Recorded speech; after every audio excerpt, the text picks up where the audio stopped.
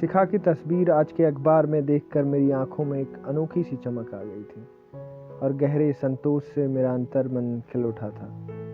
शिखा ने पूरे जिले में प्रथम स्थान प्राप्त किया था। इतना ही नहीं, मेडिकल प्रवेश परीक्षा में भी उसका स्थान 50 के आसपास था। अखिल भारतीय इंजीनियरिंग प्रवेश परीक्षा में भी उसका रैंक 400 के आसपास था। अब तो पूरी तरह से तय था कि वह जिस ब्रांच में भी चुनना चाहे उसे अपने मन चाहे कॉलेज में प्रवेश निश्चित रूप से मिल सकता था। शिखा का जन्म एक साधारण से परिवार में हुआ था। 4 भाई बहनों में वह सबसे बड़ी थी।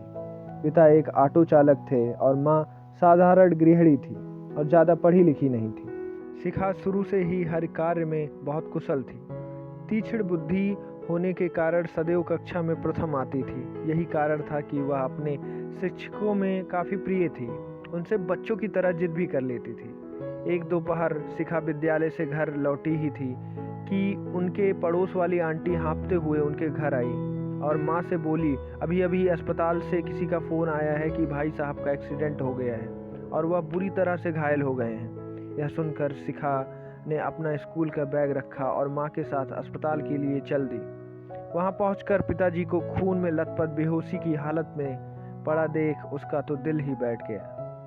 माँ अपने आप को संभाल न पाई और रोने लगी। यह सब देख वहाँ खड़े लोग भी इकट्ठा हो गए और ढांढस बांधने लगे।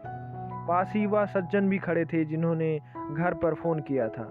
शिखा ने उनका धन्यवाद किया और डॉक्टर साहब से मिलने के लिए चल पड़ी। डॉक्टर ने बताया कि सिर पर चोट लगने के कारण उसके पिताजी बेहोश हैं। जब तक होश नहीं आ जाता तब तक कुछ नहीं कहा जा सकता।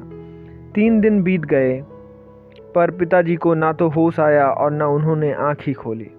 दिन भर की थकी मांदी शिखा बिस्तर की टेक लगाकर शायद सो गई थी। अचानक किसी के कराहने की आवाज़ सुन के उसकी आंखें खुल गईं। पिताजी दर्द से कराह रहे थे और फटी निगाहों से शून्य में ताक रहे थे। वह झटपट डॉक्टर साहब को बुलाने के लिए दौड़ी।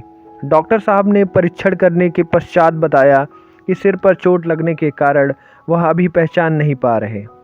समय के साथ साथ उनकी याददाश्त वापस आ जाएगी। शिखा के कंधे पर हाथ रख बड़े प्यार से उसे समझाया कि अब घबराने की आवश्यकता नहीं है।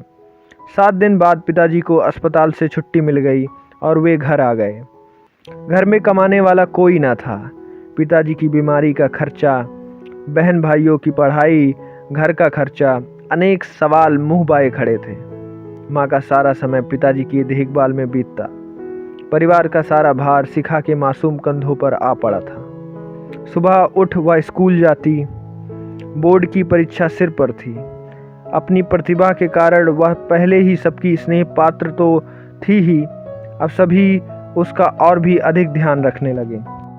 वह घर आकर 2 घंटे पड़ोस के छोटे बच्चों को ट्यूशन पढ़ाती। अपना होमवर्क करके कुछ घर के काम निपटाकर अपनी कोचिंग क्लास के लिए निकल जाती। 5 से 7 तक कोचिंग क्लास होती।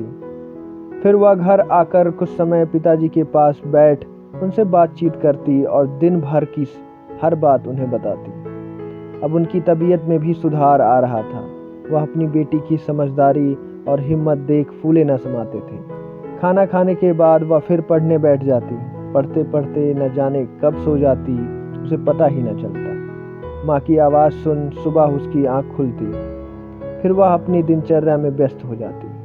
पिताजी के स्वास्थ्य में भी अब सुधार हो रहा था। वह अब धीरे धीरे सब पहचानने लगे थे। माँ भी कुछ सिलाई का कार्य कर लेती थी।